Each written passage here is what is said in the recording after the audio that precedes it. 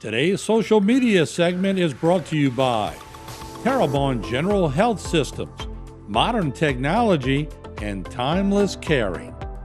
Rouse's, you're either local or you're not. Buick, the craft of modern luxury. St. Martin and Bork, know your rights.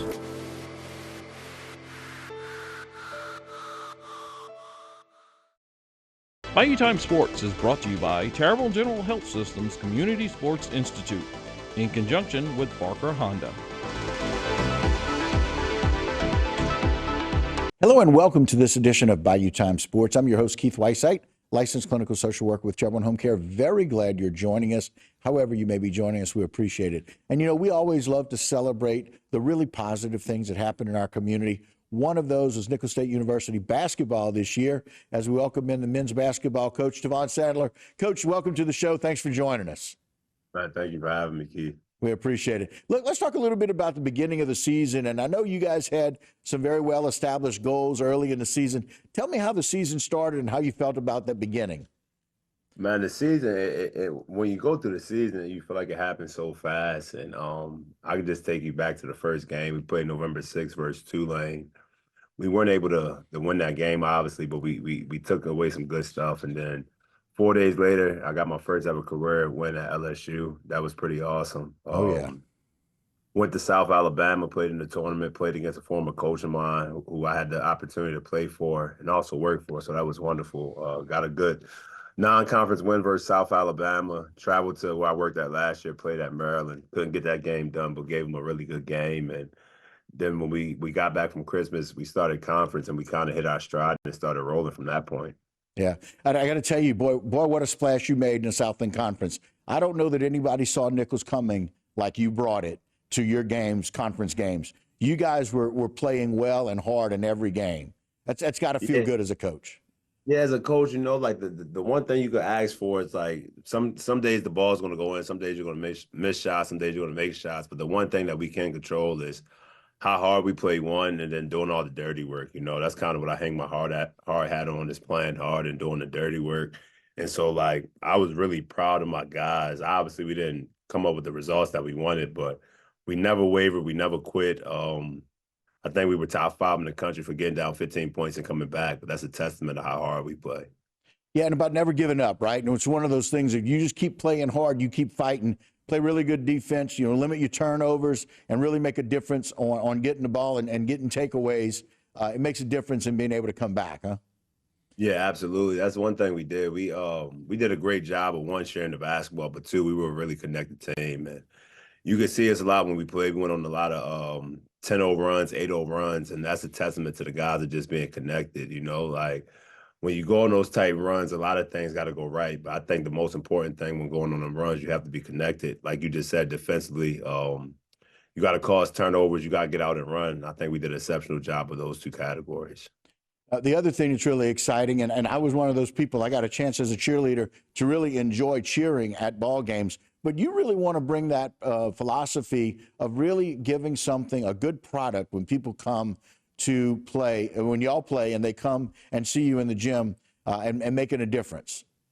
Absolutely. That's one of the things I focus on being a head coach. I think it's all about experience. So we want to get as many people in the gym as we can, but I kind of focus on, I'm a simple dude. I know if you get them in there one time, get them there one time and give them an experience. And then if you give them a great experience, they'll come back. And when they come back, they'll bring 3-4 people with them or whatever the case may be. I thought we did a great job as a staff just getting people to the games. I know you've seen from the beginning of the year to the end of the year, you could tell a huge difference in the crowd, and that made all the difference in us protecting our home court. I think we dropped 2 at home, which we wanted to go undefeated at home. But we dropped 2. One of those games we dropped were in overtime, but it was a testament to the crowd and just them giving them guys an experience. I thought our games were kind of electrifying. I thought we became a hot ticket in town, you know?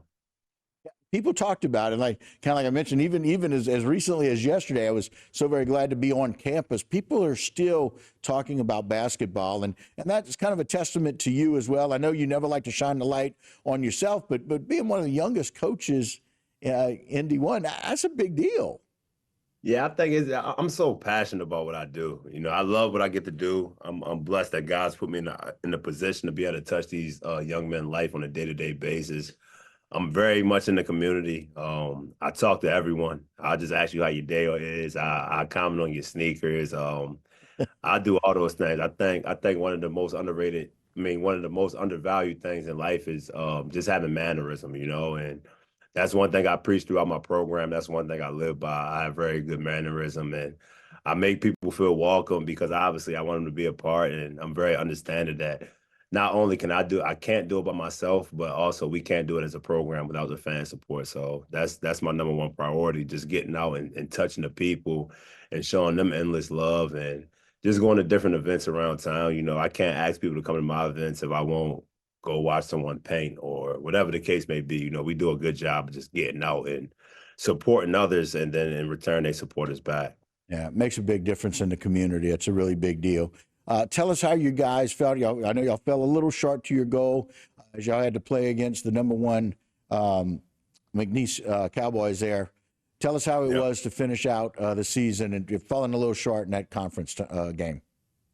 It was hard. I think the hardest part of any conference championship is getting there. You don't hear a lot of people say that. It's very hard to just get to the conference championship. That's why it's only two teams to get there. And then once you get to the game, it's a 40-minute segment. You're either better or worse in that 40-minute segment than your opponent. For us to get there 3 games in 3 days, it was very challenging. Every obstacle that was thrown our way, we were able to overcome. It hurts that we lost, because ultimately our goal was to be in the NCAA tournament team. But to be in the NCAA tournament. I'm sorry, but these did a great job. Respect to Will Wade and the Cowboys. I'm rooting for those guys to go far in the tournament. I think they're a really good team, and it also gives me a measuring stick for next year. Obviously getting to the championship game and winning 20 games, that's a good deal. But those weren't our goals. Our goals was to win the championship and get to the NCAA tournament. So we have a lot of work to do. We have a chip on our shoulder. We have the main group of our guys coming back. And I told someone the other day, we remember that confetti falling, and it wasn't falling for us. And that'll give us an extra motivation this summer when we're going through boot camp and just installing offense and defense, and just give us an extra grit and extra edge. Well, Coach, we're very proud of you, certainly proud of the Colonels. Congratulations, Coach Sadler. And we look for really good things coming forward with Nichols basketball in the future. Thanks for joining us. Thank you. All right. And that'll do it for this particular segment of Bayou Time Sports. Don't go anywhere. A lot more right here on HTV.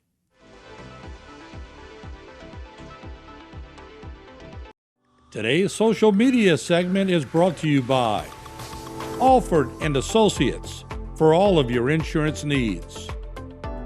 CIS, Cardiovascular Institute of the South, the highest quality cardiovascular care available.